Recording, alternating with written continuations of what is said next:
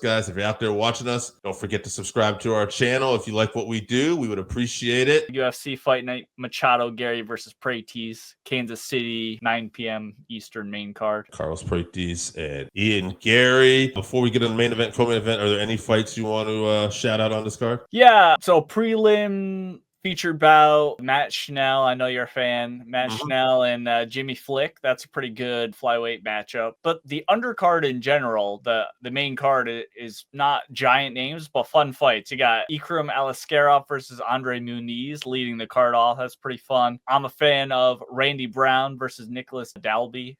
Pretty good. Yep. Michel Pereira, always fun. Might have a hard time, but he's fighting Abus Magomedov. Tough to be fun against that guy. And then I am very excited for this featherweight fight. Giga Chikadze versus David Onama. That could be a very fun fight. Yeah, that's the one I was just looking at now. I was curious. Yeah, so this is not a bad card. But let's get in this co-main event because I am excited for the end of Anthony Smith's career because I'm sick of seeing him get beat up. So this is Anthony Smith versus Zhang Mingyang. Interesting fight. Mingyang is 18-6. When I looked at that record at first, I thought, okay. I was like, this is probably an evenly matched fight. And then I realized that he's on like an 11-fight win streak. He's 3-0 in the UFC, all finishes, because his whole career has been 12 knockouts and 6 subs. And I just realized, oh no, this guy's just been on a tear. He started out a little rough. So these two are on the opposite ends of the spectrum. But if you just look at the records, Anthony Smith, 38-21, 20 KOs, 15 subs, 3 decisions. Performance of the night 6 times, fight of the night once. I mean, Anthony's had a great career. He's solid in there, but obviously he is at the tail end of his career. I wish him luck. Part of me maybe even hope he gets the victory, but I also know that if he gets the victory, that's that dangling carrot then, right? But I don't logically see that happening here. It's a fight. You never know what's happened. Anthony's fought better people. He has more experience. But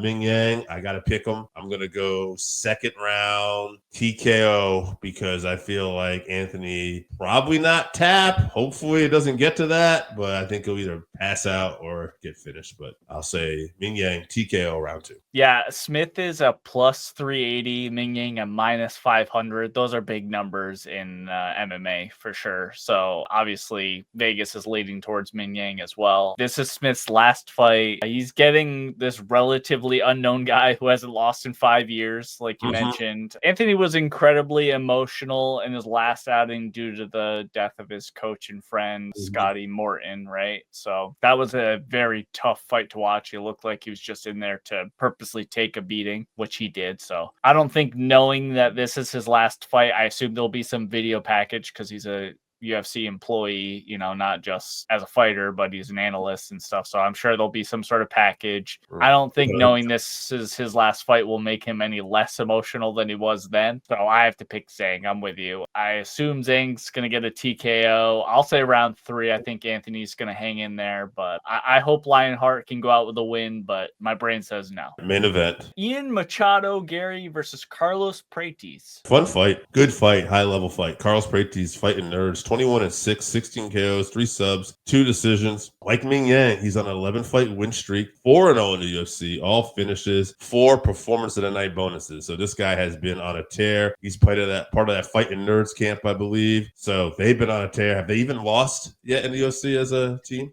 They have one female athlete in their camp who I don't know her name and I don't remember seeing her fight, but she did lose a decision, I think. So, but all the rest of them are undefeated in the UFC. It's like 20-something-1 or 18-19. So yeah, they're doing really good. Ian Machado Garry though, 15-1, 7 KOs, 1 sub, 7 decisions. Performance of the night once. Yeah, he's tied Leon Edwards for 3rd longest win streak in UFC welterweight division history. He is coming off his first loss to Shavkat Rakhmonov. No shame in that, and he looked incredible in that loss. Short notice in that fight. Yeah. So this is a tough fight to pick because the Fighting Nerds have been on fire and Prates has looked so good. But Ian Garry definitely has had the tougher competition when you look at that fight he's lost on short notice. So I'm going to pick Ian Garry here, but this could go either way. And also, who knows how Ian Garry is going to fight after a loss? It could be better. It could be worse. This is no easy matchup for him either. But I'm going to go Garry, and I'm going to go by decision because I feel like these two are going to be high level. Although we have not seen Carlos in any kind of 5-round capacity fight. So as it gets later,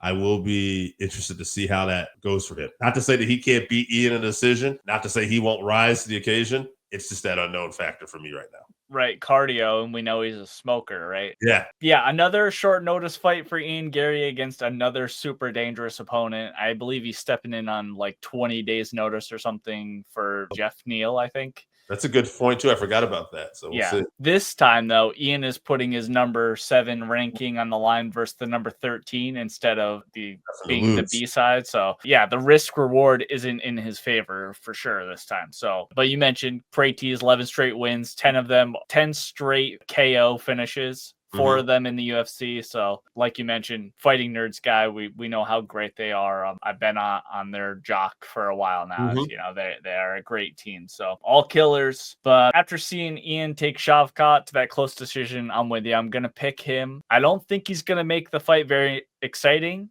In fact, I think he's going to make it boring on purpose. Lots of clinching and wrestling to wear on Carlos. He also like posted a video of Carlos way back in the day quitting, you know, not like getting knocked out, but like in the just saying enough in a fight. So, you know, a little bit of a mind game there. And knowing that we haven't seen Carlos fight 5 rounds, like you said, Ian's going to look to take him to the deep water. So I think that's what he's going to do. Ultimately, he'll get a decision, but I think it's going to be a tough fight to watch. Hats off to Ian Garry for taking this fight on short notice with not much to gain. That just shows to me that he is a fighter who wants to learn, get better. But also, and supremely confident as well. I think his confidence is unmatched by most fighters, you know? Yeah. See how it goes this weekend. I want to tell people what we got coming up one more time. Well, first, I'd just like to thank you, Dave, and thank the fans. This is our 200th episode, you know? So we're setting milestones out here. So thanks, everyone. You know, like and subscribe.